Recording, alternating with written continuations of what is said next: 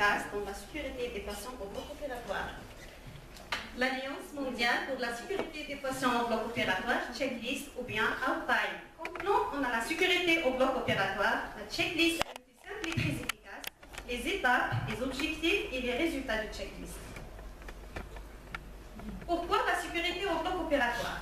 Oui, environ de 6,5 millions d'interventions chirurgicales sont réalisées chaque année en France, vers 60 000 à 95 000.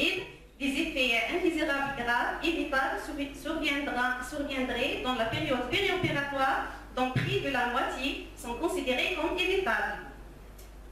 La checklist, un outil simple et très efficace, à l'initiation de la HAS, autorité de santé, les représentants et les professionnels travaillant au bloc opératoire en association avec les représentants des patients en adaptant cette checklist et l'on appelait checklist sécurité de bloc des patients au bloc opératoire.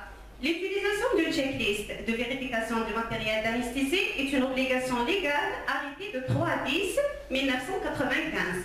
Dans le cadre d'un programme mondial d'amélioration de la sécurité de l'anesthésie, HAS a proposé en 2010 une checklist outil simple, facile à mettre en œuvre et dont l'efficacité a été démontrée. Les étapes de la checklist, diapo. Premièrement, c'est la vérification du matériel, le branchement d'oxygène, d'air, de protoxyde, les alarmes sonores des branchements d'oxygène. Le respirateur doit réaliser des tests. Chaud soudé, on doit contrôler la couleur de chaud soudé, humidificateur et piège à eau. Aussi, l'analyseur des gaz, évaporateur d'halogénie, les scopes, les saturomètres, les capnographes, défibrillateurs fonctionnels, palette adulte et pédiatrique.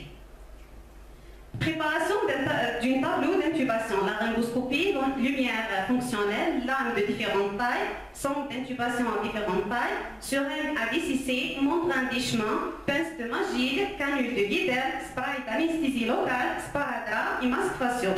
Pour intubation difficile, on doit vérifier les air tracks, bougies de Boussiniac et guide sonde. Deuxièmement, c'est la vérification en salle d'induction ou d'opération.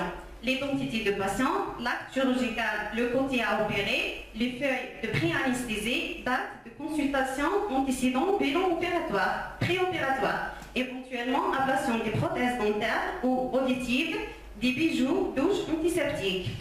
Le genre préopératoire, préparation des agents d'anesthésie, drogue et d'urgence en fonction du patient et de l'intervention, dilution, étiquetage et vérification de points d'appui après induction et installation. Finalement, vérification des règles de respirateur après intubation, auscultation après chaque modification de la position du patient.